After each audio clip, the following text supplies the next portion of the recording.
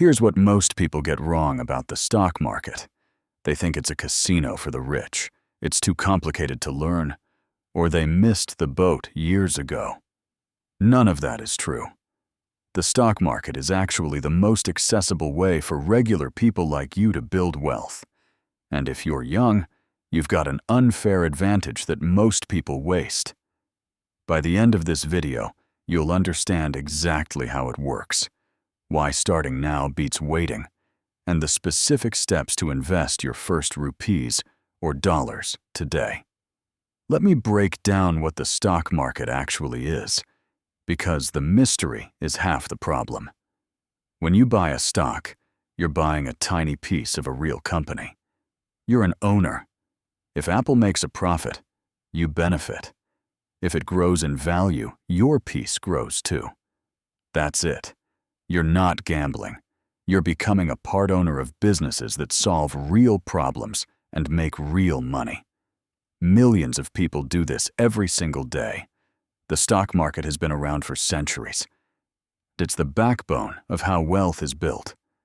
Now here's where it gets interesting, and this is why you should care right now. Compound growth.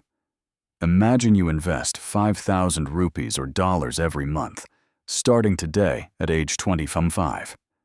Over 30 years, with a 12% average annual return, you'd have roughly 1.2 million rupees by age 55.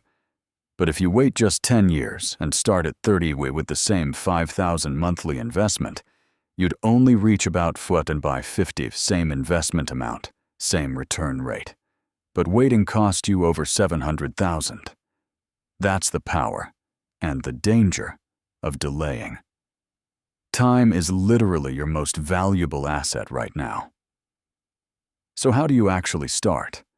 First, open an investment account, either a brokerage account or use a robo-advisor app, depending on where you live.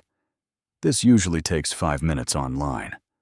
Second, decide how much you can invest regularly. You don't need thousands. Many people start with 500 rupees or $10 monthly. Third, choose what to invest in. As a complete beginner, skip individual stocks and focus on index funds or ETFs. These are baskets of stocks that automatically diversify your money across 50 to 500 companies. This is passive income strategy done right. You invest, compound growth does the work, and you check back in years later. Let me give you a real example of beginner trading strategies that actually work.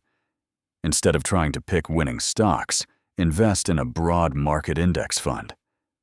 If you're in the US, something like an S&P 500 index fund has averaged 10% for yearly returns over the last century. If you're in India, a Nifty 50 index fund tracks the top companies. These aren't flashy or exciting, but they're how most wealthy people invest. They set up a monthly SIP, a systematic investment plan, where a fixed amount automatically goes in every month. No thinking required, no timing the market, just consistency. This is personal finance advice that actually works. Time beats timing, and discipline beats emotion. One more thing you need to know.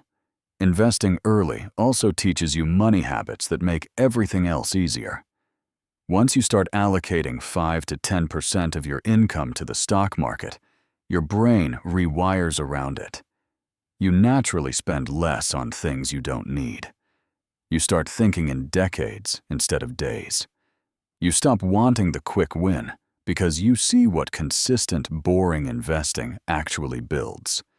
That's not a financial benefit. That's a life benefit.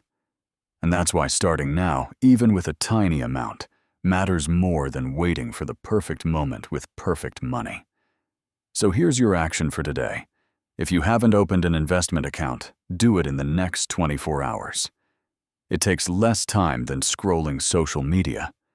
If you already have one, increase your monthly investment by just 1% of your income. That could be 100 extra rupees, 10 extra dollars, whatever feels real to you. You're not trying to get rich quick. You're building wealth quietly and steadily while everyone else waits for the right time. And that's exactly how it actually works. This video is educational content about how to invest in the share market and build investing habits, not financial advice. Do your own research, understand your risk tolerance, and consider talking to a qualified financial advisor before making any investment decisions. But do start. Your 25-year-old self will thank your 55-year-old self.